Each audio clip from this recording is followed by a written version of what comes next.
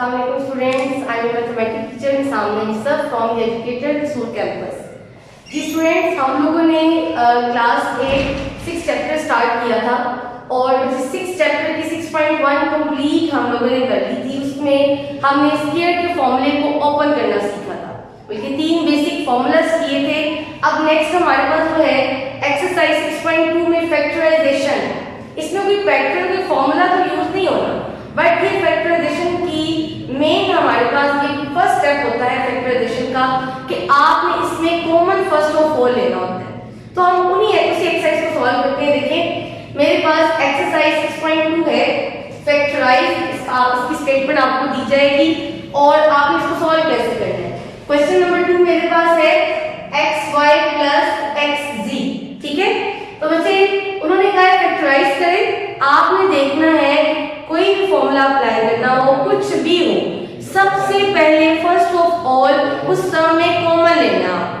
तो बच्चे यहाँ पे देखिए कॉमन का मतलब होता है, कॉमन हमेशा वो टर्म दी जाती है जो सबके पास हो।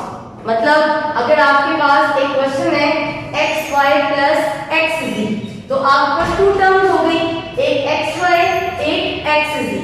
तो बच्चे इनमें हमने कॉमन लेना है। कॉमन हम कैसे लेंगे, मैंने अभी बताया है, कॉमन हमेशा वो टर्म लेते हैं जो सबके पास हो, और अगर हर सबके पास सबकी अलग अलग डिग्री हो तो फिर कॉमन लेने का मेथड थोड़ा सा चेंज हो जाएगा। तो वैसे देखिए xy + xz, इसमें हम क्या करेंगे, दोनों के पास क्या है, दोनों के पास हमारे पास x है, इस साइड पे भी x है और इस साइड पे भी x है। तो बच्चे दोनों में कॉमन क्या आ गया, x, ठीक है।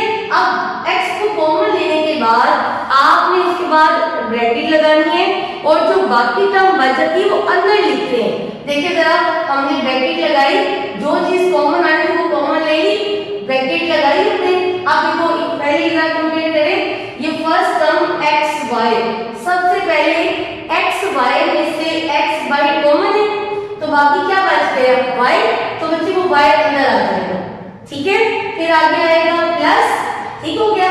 अब अगली टर्म की तरफ आ जाए, अगली टर्म में xz है तो इसमें से x को हमने बाय कॉमन ले लिया तो बाकी क्या बच गया z, तो वो अंदर आ जाएगा और ये आपके पास आंसर आ गया, ठीक है। आपने इस पूरी एक्सरसाइज में जस्ट कॉमन लेना है। अब कॉमन नंबर भी आ सकता है, वेरिएबल्स भी कॉमन आते हैं, समझ लगी आपको जी। तो आपने इसमें से कॉमन लेना। अब इसके साथ मैंने नेक्स्ट अपना क्वेश्चन लिया हुआ है, क्वेश्चन नंबर 10, जिसमें वेरिएबल्स भी कॉमन आते हैं विद देयर डिफरेंट पार्ट्स और उसके साथ उसके कोएफिशिएंट नंबर्स हैं वो भी कॉमन आते हैं। तो देखिए जरा क्वेश्चन ये है, ये मेरे पास पूरा क्वेश्चन है, इसमें मैंने सबसे पहले नंबर्स चेक करने हैं 7 14 21, ये तीनों नंबर्स किस एक टेबल में आते हैं, ये तीनों नंबर 7 के टेबल में आते हैं, इसलिए हमने कौन सा टेबल कॉमन ले लिया, 7, ठीक हो गया बच्चे। नंबर ऐसे कॉमन लेते हैं। उसके बाद वेरिएबल्स आ गए। अब वेरिएबल्स में देखिए x की पावर 4, x की पावर 2, x की पावर यहाँ पे क्या है, कुछ नहीं, तो यहाँ पे इसकी पावर 1, ठीक हो गया। तो बच्चे तीनों के पास x तो मौजूद है लेकिन अपने डिफरेंट पार्ट्स के साथ। तो जब डिफरेंट पार्ट के साथ कोई नंबर सबके पास होता है तो उसमें जो सबसे छोटी डिग्री होती है वो सबके पास होती है। मतलब x4, x2, x1, सबसे छोटी क्या आ गई, x1, तो इसलिए हमने जो सबसे छोटी डिग्री है उसको y कॉमन लेंगे, समझ आ गई सबको। अब देखिए y, अब y इन दोनों के पास है बट फर्स्ट टर्म के पास y नहीं, तो इन तीनों में y बाय कॉमन नहीं आएगा, ठीक है बच्चे। अब हमने इसमें से अपनी कॉमन टर्म बाय निकाली 7x। अब ब्रैकेट लगा के जो बाकी टर्म बचेंगी हम उनको लिखेंगे। तो देखिए ब्रैकेट हमने लगाई। अब फर्स्ट टर्म में से देखिए 7 बाय कॉमन अंदर नहीं आएगा, x4 में से आपने x1 बाय कॉमन लिया होगा तो 4 में से 1 बाय तो बाकी अंदर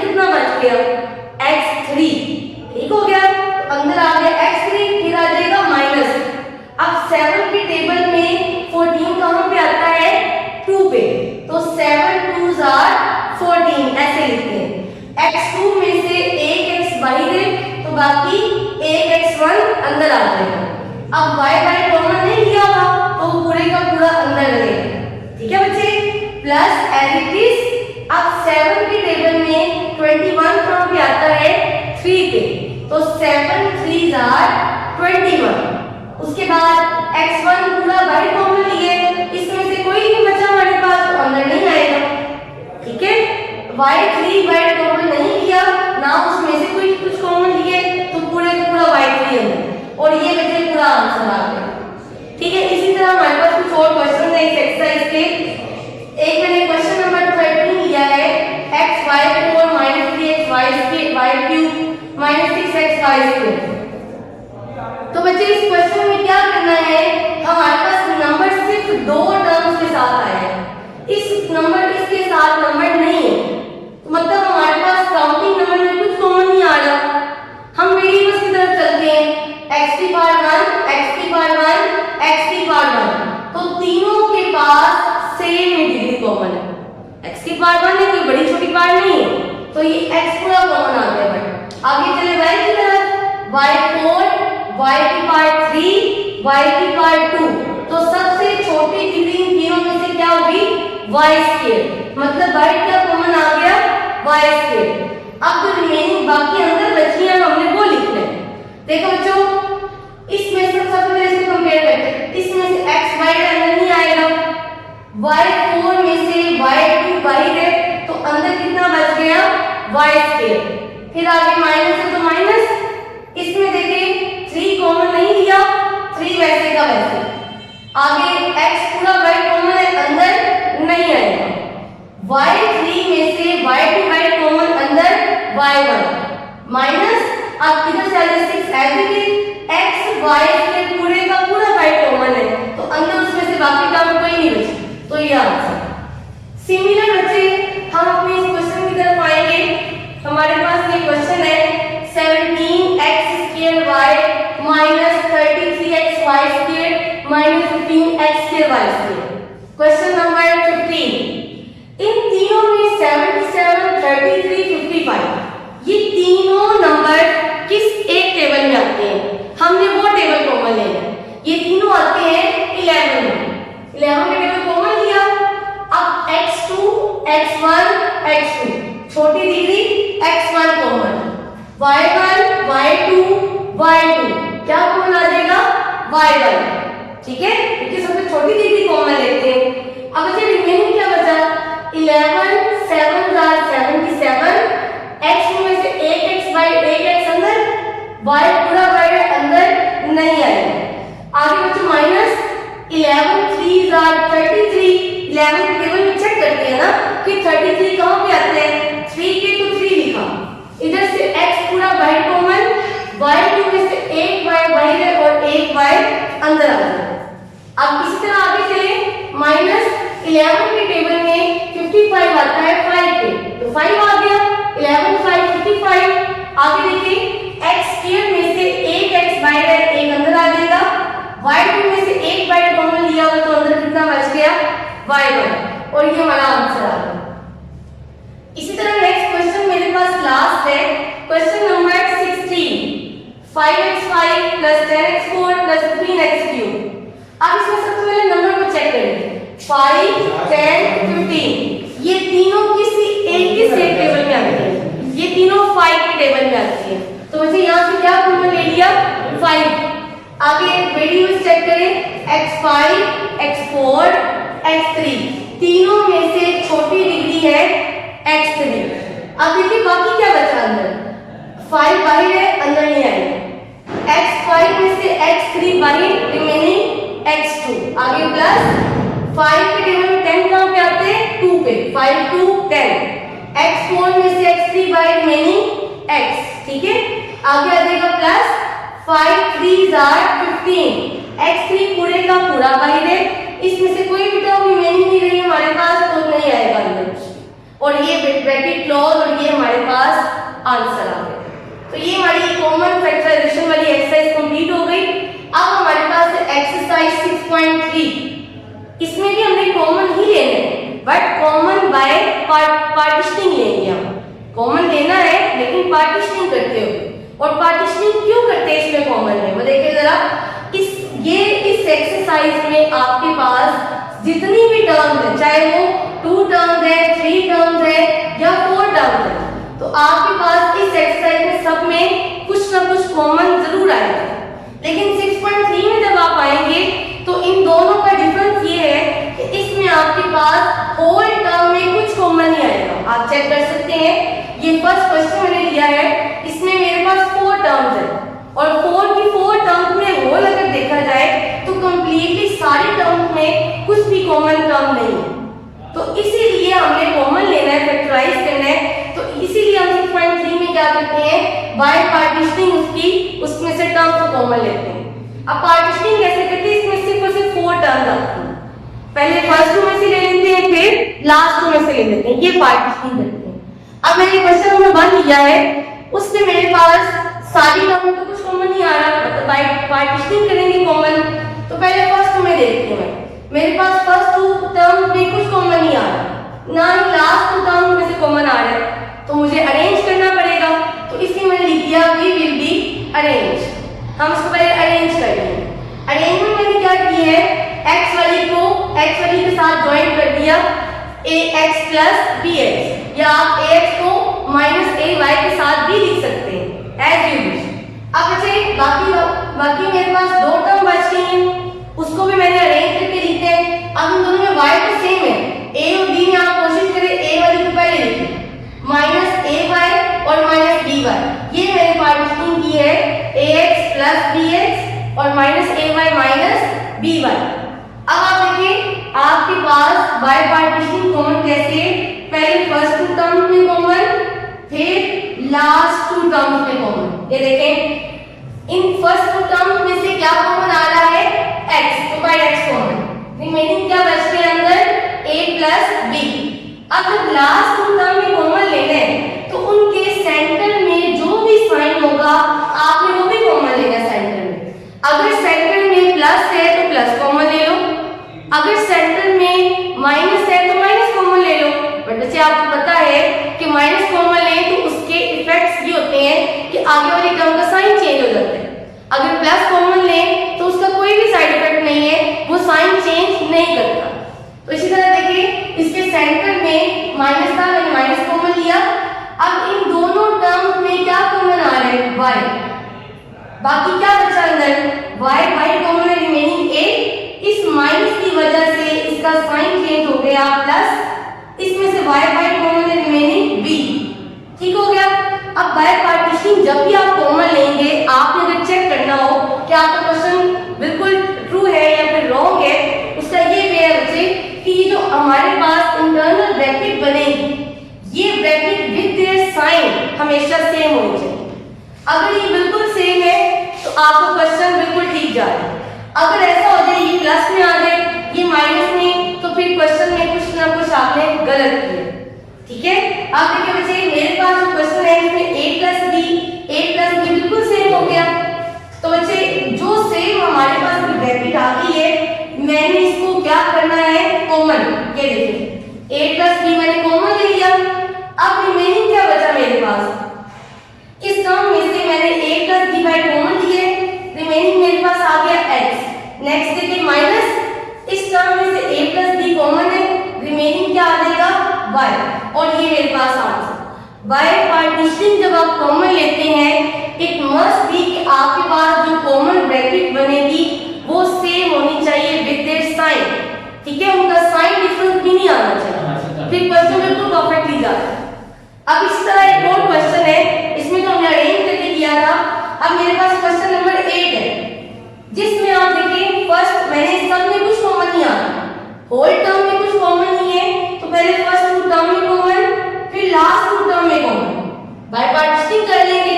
तो बच्चे फर्स्ट 2 टर्म में आप देखें x2 एंड x1 में से क्या कॉमन आ गया, x1।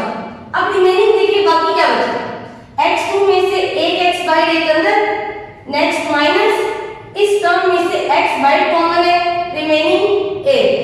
अब आते नेक्स्ट, अब आपको भी बताया था कि सेंटर में जो भी टर्म कॉमन होगी आपने उसको कॉमन लेना है। अगर प्लस है तो प्लस में, माइनस है तो माइनस में। इसके सेंटर में माइनस तो माइनस कॉमन आ गया। नेक्स्ट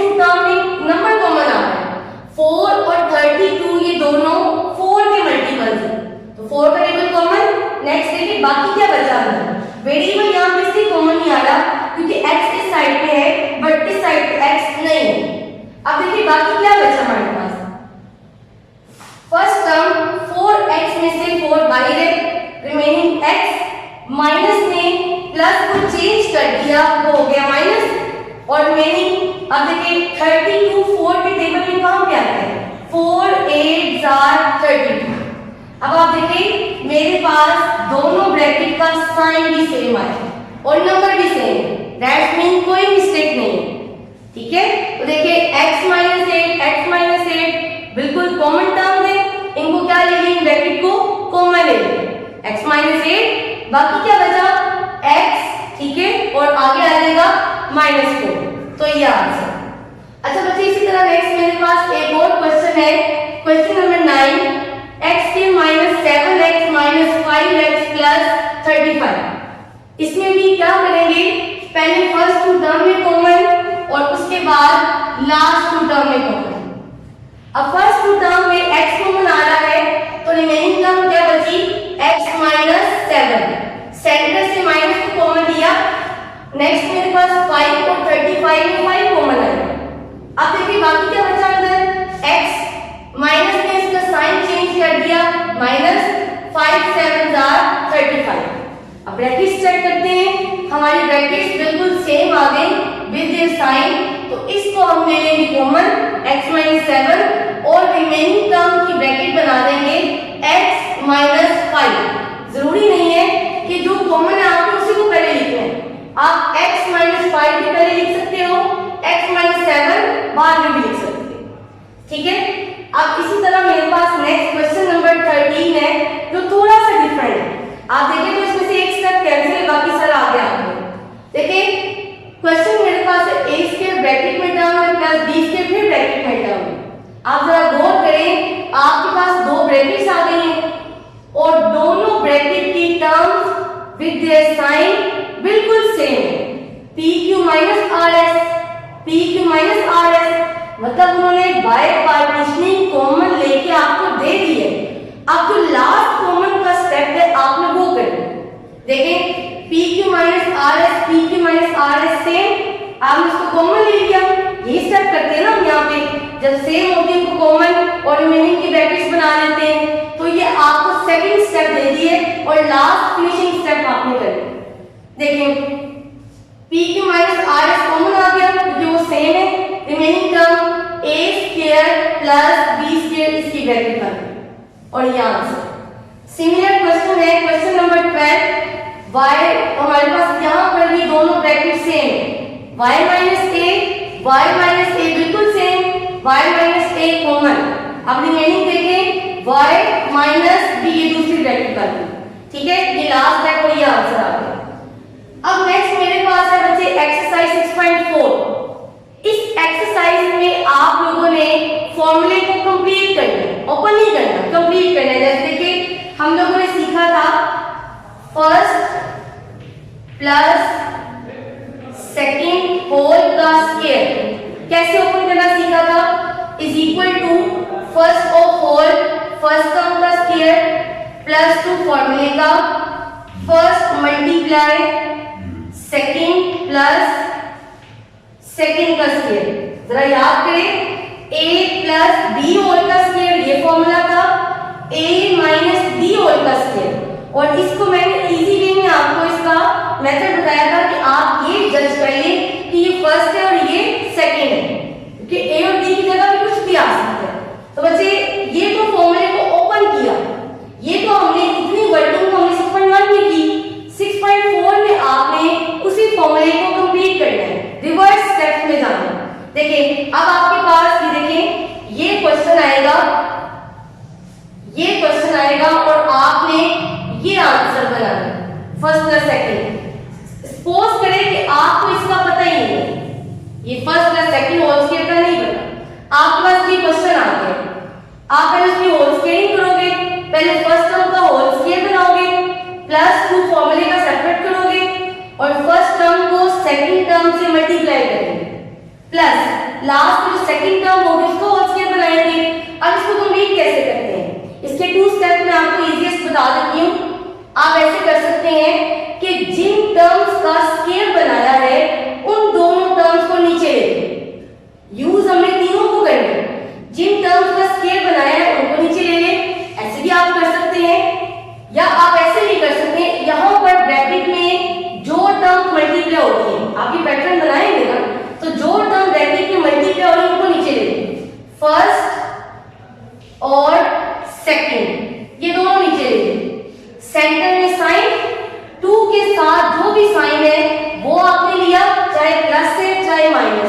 और इसका होल स्क्वायर कंप्लीट कर दिया।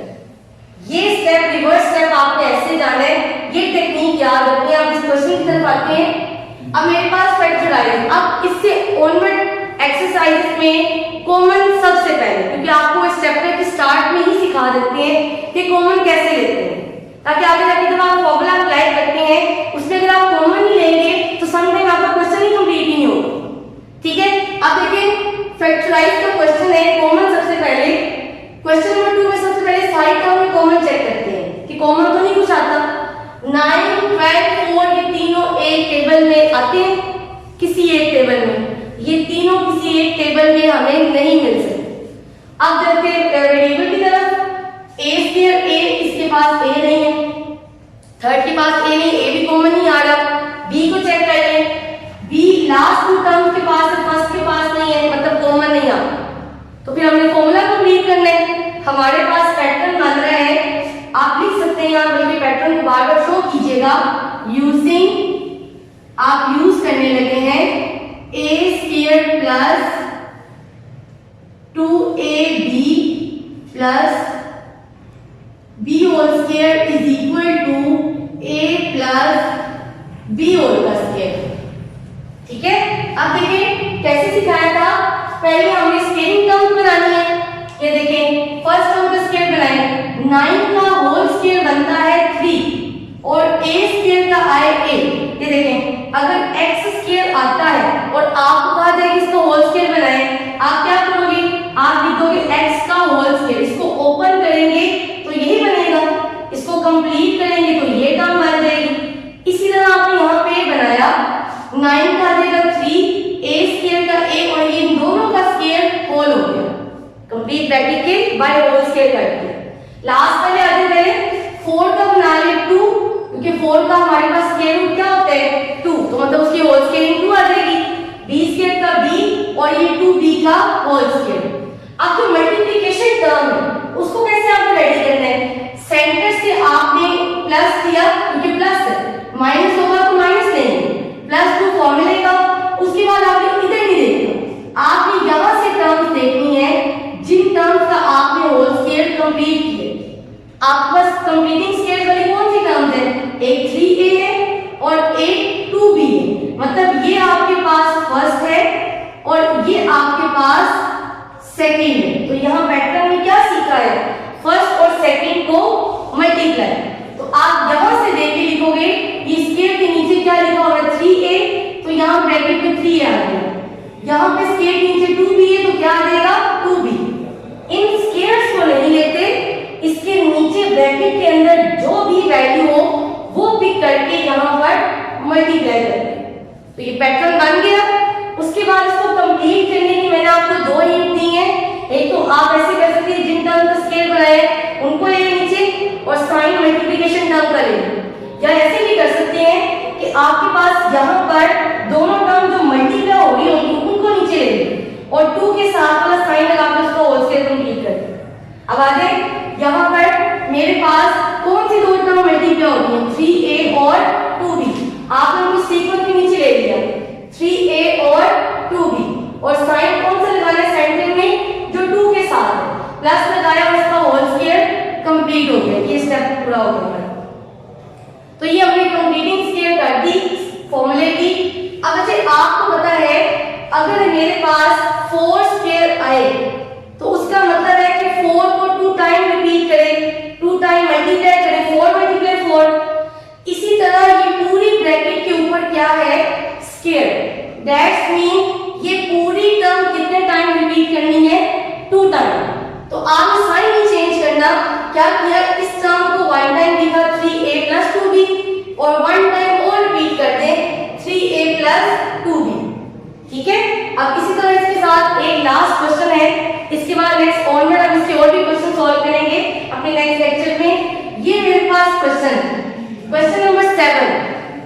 बच्चे इसमें सबसे पहले हमने कॉमन चेक कर लिया, नंबर इन दोनों के पास है, इसके पास तो है ही कॉमन, आप देख सकते कुछ नहीं आ रहा। अब हम इनकी कंप्लीटिंग स्क्वायर करें तो देखें x स्क्वायर का क्या बनेगा, x का होल स्क्वायर बनाना है। अब लास्ट सेकंड टर्म को बनाएं, 289 का आपको नहीं पता कि कैसे इसका स्क्वायर कंप्लीट करना है। अगर आपको किसी नंबर के कंप्लीटिंग स्केयर का ना पता हो तो बच्चे आप क्या करते हो, आप याद रखते हैं, आप कैलकुलेटर पे उस नंबर का स्केयर रूट ले लो। जैसे 289 है, इसका नहीं पता हो, हम 289 का स्केयर रूट लेते हैं तो क्या आंसर आया, कैलकुलेटर ने क्या आंसर दिया 17। मतलब इसकी होल स्केयरिंग क्या होगी 17 का होल स्केयर।